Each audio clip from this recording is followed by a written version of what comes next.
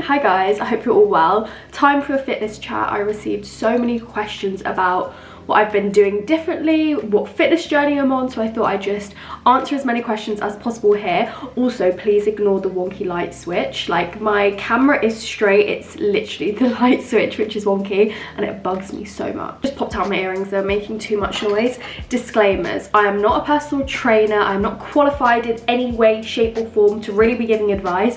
I am not a nutritionist, I literally just want to share my personal experience, so take that with a pinch of salt. In this video I'll be talking about weight loss, calories, calorie counting, there'll be before and after images, and I'm completely aware that's not everyone's thing, and if you do feel like you're struggling with disordered eating, I'm going to pop some links to some resources down below. Bit of background from where I was at before I started. This isn't my end goal, I've still got so much further to go, but I've always dipped in and out of fitness. My goal has always been to gain a bit of muscle, lose a bit of fat and kind of look athletic and toned. Those are kind of my aesthetic goals, but functionally I want to stay fit and healthy. When I'm older I want to be able to do walks and hikes when I'm retired. Before, where I think I was going wrong is I just thought I want to grow muscle growth equals calorie surplus. I wasn't tracking what I was eating, so I just had this mental calorie surplus allowance. That paired with general inactivity over, you know, what happened over the past few years, I did gain quite a bit of weight. I felt quite confused. I didn't know whether I should be prioritizing a deficit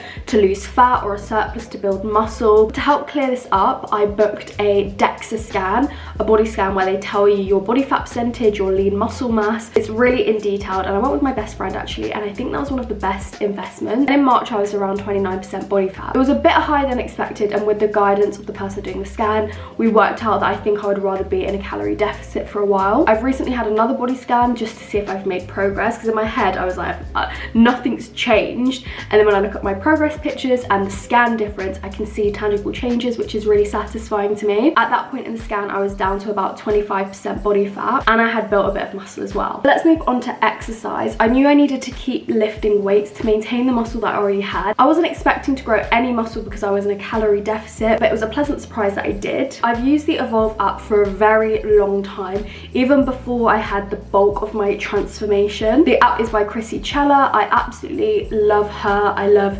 everything about the app. It is just so handy to me. I've worked through the Lower Body Strong program a few times. I went on holiday and I moved house, so I had about a month off. After that I moved on to the Back to Action program, and now I'm doing Build Intense. I'd say I'd go 4, maybe 5 on a really good week. I didn't really go on the weekends. I didn't do any specific ab workouts that weren't already in the programs, and even then I would kind of skip the ab workouts. I do not like training core at all. I'm aiming to change that next year. I increased my steps.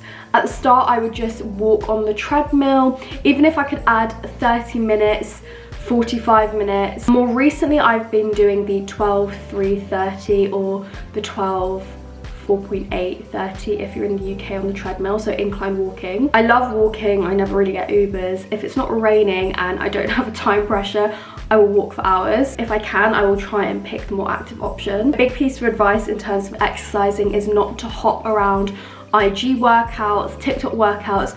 I stuck to a program, and each week I tried to push myself a little bit further, do an extra rep, lift more weights, get that progressive overload in. I used to have a personal trainer maybe about a year and a half, 2 years ago now. I found having a PT really helpful for learning form, gaining my confidence in the gym, knowing what I'm doing. I learned a lot from having a PT, even though I don't use one now, so I have no regrets. Now onto diet, and I feel like this is where I made the biggest changes. Overall, I aim for more protein, less snacking, and this kind of automatically put me in a calorie deficit for fat loss. I did not track my calories. However, I do think if I did, I would have got to my goals much quicker, but counting calories just is a bit laborious for me.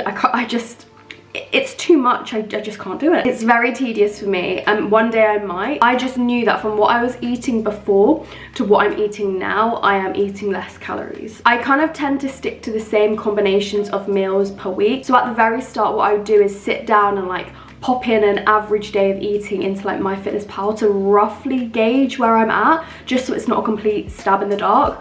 But overall, I do not track my calories. You don't need to go into a crazy deficit. It's not sustainable. Your body needs fuel to do all those steps and be active. In terms of diet, the main thing I changed was prioritizing protein at every meal. Before I'd think, okay, I'm having dinner. Would I want pasta? Would I want rice? Is it noodles, potatoes? Now I try and think of it, am I gonna have chicken? Am I gonna have salmon? Am I gonna have sea bass? And then base my meal around that. And in terms of protein, I roughly add it up to maybe 100. Again, I think in the future, if I wanted to reach my goals quicker, I would track my protein a bit closer and aim for a bit higher. But I know, for example, breakfast could be around 20 grams, whether I have eggs or protein porridge, and then I roughly add it up in my head. I don't take any supplements apart from protein powder in my protein oats if I'm having that, and maybe like a protein bar and like an energy drink, like a Monster before a workout, if that counts as pre-workout. Typical day of eating: breakfast, like I said, eggs or protein porridge. For lunch,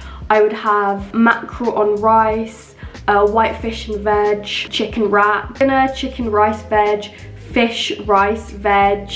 I love Japanese sweet potato. Basically a different combination of a protein, a carb, and a veg and a sauce. Snacks: Greek yogurt with fruit and honey, kefir, rice cakes with cream cheese with a bit of honey, black pepper, chili flakes, protein bar, dates, nuts, wasabi peas, love those. I make sure I'm eating a lot of fresh fruits and veggies to keep my diet diverse. Lots of fiber when I can, just an overall healthier diet. I think I had the balance off before. I was eating food because I had food anxiety, where if I felt a bit sad or if I had an inconvenience in my day, I would think, oh, let me treat myself to something really tasty, because I would enjoy that experience so much that it would make me feel better. So it was a form of emotional eating, I think. So now I'm eating more in a way where the food is fueling my body to do exercise.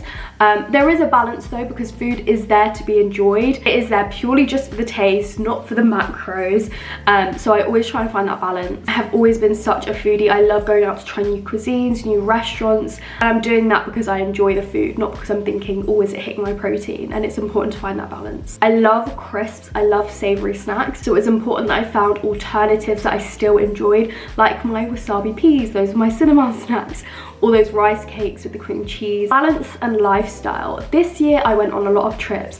LA, Italy, Paris multiple times. My big trip to Malaysia, Ibiza, where I was like partying. I went to 2 festivals, celebrated all of my loved ones' birthdays. I had like a really great year in terms of eating and indulging and having fun. And especially in December, where I'm filming this, it's my birthday, it's also Christmas. I was eating out like once or twice a week. Once, twice, maybe more. I do still eat out, so I will be trying those places on my list with no guilt, no restriction. It is really important to me that I do not lose my passion for food, that I still get to experience what I love in life. Next section, what I do differently and the challenges. I would train more with intensity at the gym.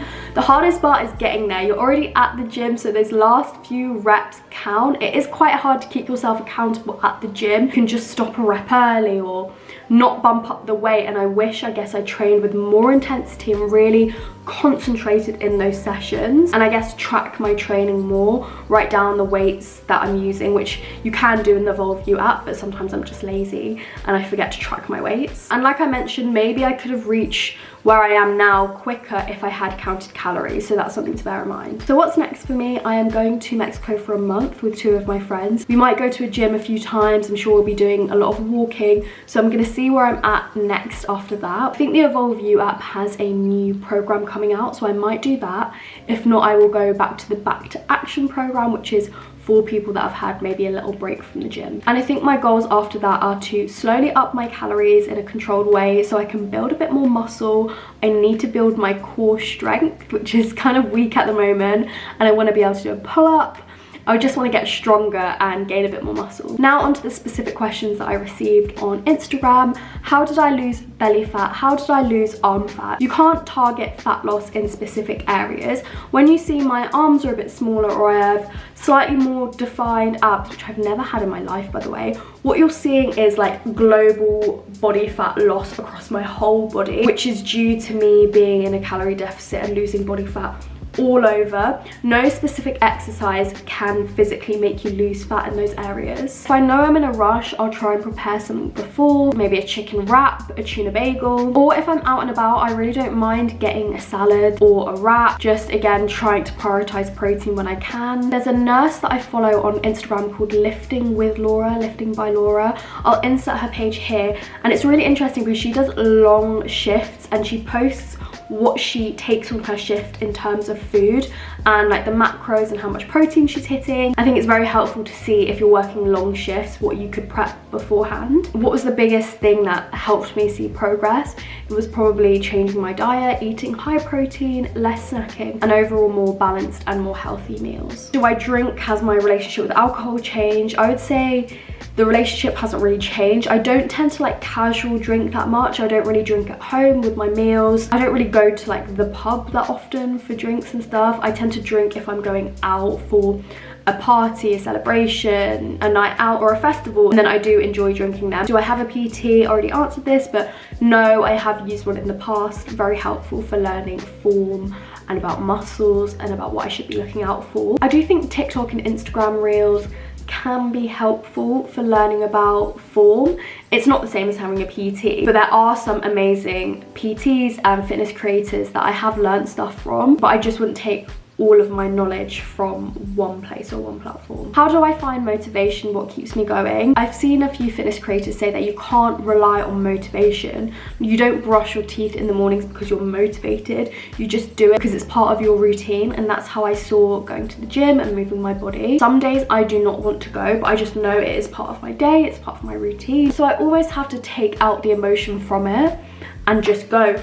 Like full stop, just go. It's hard, but I am so glad that I've stuck to it. I also have my holiday in Mexico coming up in a few days, which was a good motivation, something to work towards. And I had a friend who I did that body scan with, and we were able to keep each other accountable even though we have completely different training styles, like we don't go to the gym together. It was nice to kind of check in and just talk about it with someone who also had similar goals. All my noticeable habit changes, definitely my food choices and just showing up consistently to the gym. And I think that is everything I wanted to mention. If there's anything else, I will maybe leave it down below. Thank you so much for watching, and I hope you find this helpful. Please keep it positive down below. Like, this is very out of my comfort zone in terms of talking about this topic. Maybe if I do another video on this in the future, I might not agree with everything that I'm saying now, but that's part of hindsight, and it's okay to change and grow.